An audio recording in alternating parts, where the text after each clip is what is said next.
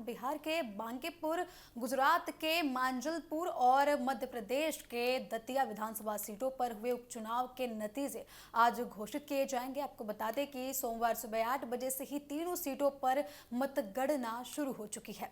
मतगणना केंद्र पर सुरक्षा के कड़े इंतजाम किए गए हैं और प्रत्येक चरण की गिनती पर निर्वाचन अधिकारियों की पैनी नजर बनी हुई है। शुरुआती दौर में डाक मतपत्रों की गिनती के बाद अब ईवीएम के वोटों की गणना शुरू हो चुकी है।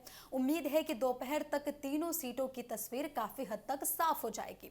इन तीनों सीटों पर 30 जुलाई को मतदान हुआ था। अब मतगणना के साथ ही राजनीतिक दलों की निगाहें नतीजों पर टिकी हुई हैं। हालांकि उपचुनाव केवल 3 सीटों तक सीमित नहीं है, लेकिन इसके बाद आपको बता दें कि परिणाम संबंधित राज्यों की राजनीति की दिशा भी आपको बता दें कि इन्हीं परिणामों पर टिकी हुई है। दलों के जनाधार का भी संकेत इसे माना जा रहा है, इसलिए राष्ट्रीय और क्षेत्रीय दलों के लिए ये नतीजे काफी ज्यादा अहम है। सबसे ज्यादा नजरें बिहार की बांकीपुर विधानसभा सीट पर रहने वाली है।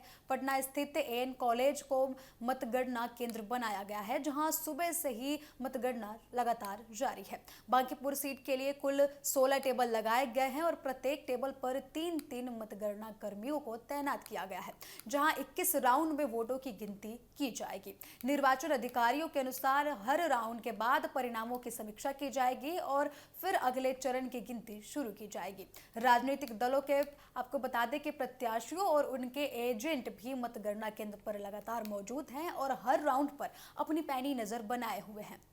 मध्य प्रदेश के दतिया विधानसभा सीट भी इस उपचुनाव की सबसे चर्चित सीटों में से एक है। यहाँ मतदान आपको बता दें कि मतदान के दौरान 71.4% वोटिंग दर्ज की गई थी, जो तीनों सीटों में सबसे ज्यादा रही है। दतिया में मतगणना 15 राउंड में पूरी होगी। इसके लिए 20 टेबल ईवीएम की गिनती के लिए और 1 टेबल डाक मतपत्रों की गणना के लिए बनाए गए हैं। निर्वाचन अधिकारियों का यह कहना है कि यदि मतगणना तय समय पर चलती है तो दोपहर तक अंतिम परिणाम सामने आ सकते हैं। अधिक मतदान को आपको बता दें कि अधिक मतदान होने के कारण इस सीट पर राजनीतिक दलों को अपने अपने पक्षों में बेहतर प्रदर्शन करने की उम्मीद है। गुजरात के मांजलपुर विधानसभा सीट पर भी सुबह 8 बजे से मतगणना शुरू हो चुकी है। इस सीट पर भी मुख्य मुकाबला भारतीय जनता पार्टी के सतीश पटेल और कांग्रेस के भीखा भाई रबरी के बीच माना जा रहा है। हालांकि मतदान प्रतिशत केवल 37.7% ही वहां पर रहा था, जो तीनों सीटों में सबसे कम दर्ज किया गया। इसके बावजूद राजनीतिक दलों का ये मानना है कि कम मतदान के बावजूद भी परिणाम काफी ज्यादा रोचक हो सकते हैं। शुरुआती रुझानों का इंतजार किया जा रहा है और पहले कुछ राउंड के बाद मुकाबले की वास्तविक स्थिति पर सबकी नजरें बनी हुई हैं। आपको बता दें कि मतगणना केंद्रों के बाहर सुरक्षा के व्यापक इंतजाम भी किए गए हैं। केंद्रीय सुरक्षा बलों और स्थानीय पुलिस की तैनाती की गई है, ताकि मतगणना शांतिपूर्ण और निष्पक्ष तरीके से पूरी हो सके। केवल अधिकृत अधिकारियों, मतगणना कर्मियों और उम्मीदवारों के लिए भी काफी ज्यादा ये महत्वपूर्ण माना जा रहा है। आपको बता दें कि उनके एजेंट को भी मतगणना केंद्र के भीतर प्रवेश की अनुमति दी गई है। निर्वाचन आयोग की ओर से पूरी प्रक्रिया पर निगरानी लगातार बनी हुई है। राजनीतिक दृष्टि से भी ये उपचुनाव काफी ज्यादा महत्वपूर्ण माना जा रहा है। बिहार में बांकीपुर का परिणाम राज्य की राजनीतिक स्थिति का संकेत दे सकता है, जबकि मध्य प्रदेश की दतिया सीट पर सभी प्रमुख दलों की प्रतिष्ठा दांव पर लगी हुई है।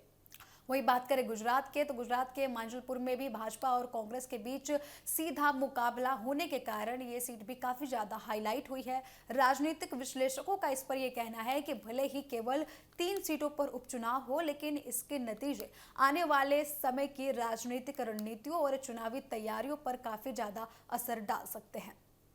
तो फिलहाल मतगणना का पहला चरण लगातार जारी है और शुरुआती रुझानों का इंतजार किया जा रहा है। जैसे जैसे राउंड आगे बढ़ेगा, उम्मीदवारों की बढ़त और मुकाबले की स्थिति साफ हो जाएगी। दोपहर तक तीनों विधानसभा सीटों के अंतिम नतीजे सामने आने की संभावना है। पूरे देश की नजर अब इस राजनीतिक दलों पर और इन तीनों सीटों पर टिकी हुई है कि आखिर इन तीनों सीटों पर कौन विजेता होता है और कौन यहां से विधायक बनता है। आपको बता दें कि संबंधित राज्यों के राजनीतिक माहौल पर भी काफी ज्यादा लोगों की नजरें टिकी हुई हैं।